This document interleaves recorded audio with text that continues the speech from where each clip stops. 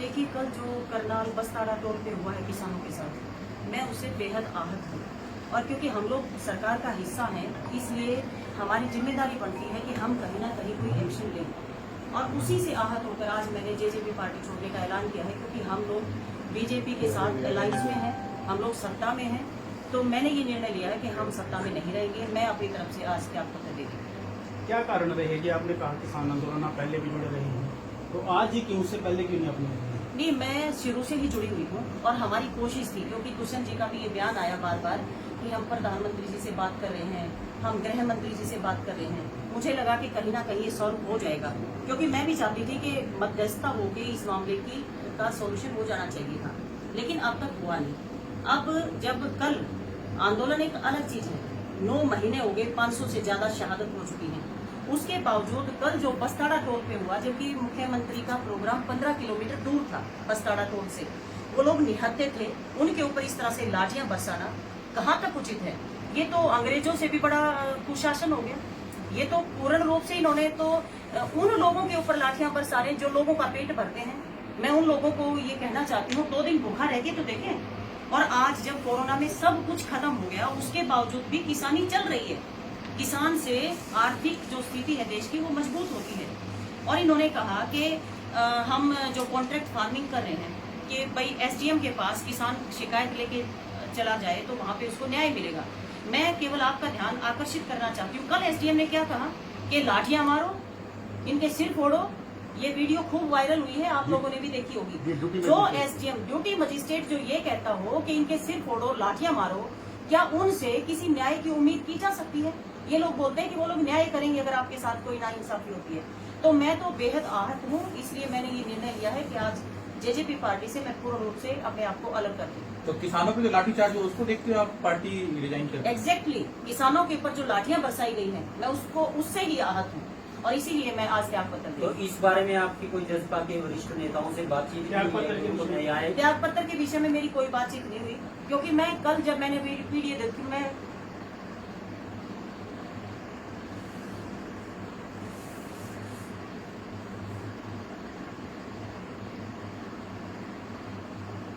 बता नहीं सकती मैं क्यों देखी। क्या वो देश के लोग नहीं है? क्या उनको अधिकार नहीं मिला? क्या वो आंदोलन नहीं कर सकते, अपनी बात नहीं रख सकते? क्या इस तरह से लाठियां मारेंगे बुजुर्ग लोग बैठे बेचारे? इनको जरा सी लज्जा नहीं आ रही कि ये क्या कर रहे हैं? तो मैं इससे बेहद दुखी हूँ। मेरी किसी से बात नहीं हुई है।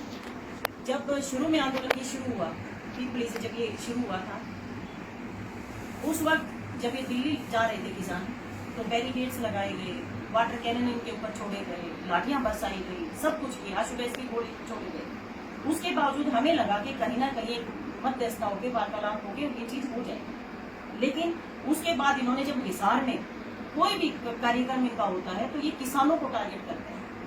इन्होंने किस तरह से, अरे ये चाइनीज थोड़ी लोग हैं जिनके किले गाड़ी जा रही है, रोड जाम किए जा रहे हैं। किसान तो एक तरफ बैठा है, किसान एक तरफ बैठ के अपने आंदोलन कर रहा है और केवल ये डिमांड कर रहा है कि हमारी बात सुनी जाए। लोकतंत्र में आज तक कितने आंदोलन चले हैं, क्या कभी भी ऐसा हुआ कि कोई सरकार उनकी बात ना सुने? ये तो हमें संवैधानिक अधिकार मिला हुआ है कि हम अपनी बात रख सकें, और हमारी बात कोई ना सुन के उनके ऊपर लाठियां मारे, ना सुने। यहाँ तक भी एक बात समझ में आती है, लेकिन उनके ऊपर लाठियां बरसाई जा रही है। क्या किसी भी आंदोलन को किसी भी तरह से ऐसे कुचला जा सकता है? नहीं कुचला जा सकता। और मैं बेहद दुखी हूँ। मैंने बहुत इंतजार किया, अदरवाइज मेरे को इस्तीफा देना होता तो पहले दिन जब यहाँ से कुरुक्षेत्र से जब किसान चले थे, मैं उसी दिन दे देती। लेकिन मुझे उम्मीद थी, और मुझे ये उम्मीद इसलिए भी थी कि क्योंकि दुष्यंत जी ने हमेशा ये कहा कि मैं किसानों के साथ खड़ा हूँ, तो मुझे ये उम्मीद थी कि वो लगातार वार्तालाप, कहीं ना कहीं एक चर्चा, मध्यस्थता करके इसको सॉल्व करेंगे। लेकिन जो कल हुआ है, इसके बाद मैं इंतजार नहीं कर सकती। अब इसके बाद कोई पार्टी का दामन थामे नहीं, किसी पार्टी का कोई दामन नहीं थामना। मैं जिस तरह से समाज के लिए काम कर रही हूँ, मैं उसी तरह से करूंगी। और किसान आंदोलन में पूरा बढ़ चढ़कर हमारा जो सर्व जातीय सर्वखाप का जो संगठन है, वो पूर्ण रूप से समर्थन दे ही रहा है। शुरू से आप लोग देख ही रहे, और आगे भी हम लोग इसी तरह से समर्थन देते रहेंगे। अब फिलहाल मैडम आपने किस पार्टी को, कारण क्या है बदलाव? जेजेपी से मैंने इस्तीफा दिया है और उसका मुख्य कारण है क्योंकि हम पार्टी में सत्ता में साझेदारी है हमारी, और क्योंकि हमारी भी जिम्मेदारी बनती है। अगर देश के निहत्थे लोगों के ऊपर इस तरह से उनका खून बहाया जाएगा, उनकी आवाज को दबाया जाएगा, तो ये लोकतांत्रिक हत्या है। इसलिए मैं उन किसानों के साथ जो लाठीचार्ज हुआ है उससे आहत होकर आज मैं जेजेपी पार्टी से इस्तीफा दे रही हूँ। आप भावुक भी हुई हैं इस दौरान। देखिए, ये बुजुर्ग लोग जिनके ऊपर लाठियां बरसी, आपने खून देखा होगा। खून इतना महत्वपूर्ण है कि हम ब्लड डोनेट करते हैं ताकि किसी को खून काम आ जाए, लेकिन जिनके शरीर में खून है उनको हम लाठियां मार के उनका खून निकाल रहे हैं। ये कहाँ का लोकतंत्र है? अभी थोड़ी देर बाद आप रवाना हो किसानों को मिलने के लिए। बिल्कुल, हम किसानों से लगातार मैं मिल ही रही हूँ, लेकिन अभी भी मैं किसानों के साथ जाऊंगी और मिलूंगी। बेहद दुख की बात है और मैं बेहद आहत हूँ। जिस तरह मैडम अभी आपने कहा कि आपने इस्तीफा दिया, तो अधिकारी जन जो बड़े अधिकारी हैं पार्टी में, उनसे अगर दोबारा आपसे बात होती है, क्या आप दोबारा ज्वाइन करने के लिए अपने फैसले से पीछे हट सकते हैं? देखिए, मुझे बहुत उम्मीद थी दूसरे जी से, और मुझे था कि किसानों के लिए काम करेंगे, लोगों के लिए बात। उन्होंने हमेशा ये कहा कि मैं किसानों के साथ खड़ा हूं, और उन्होंने मध्यस्थता करने की कोशिश भी की।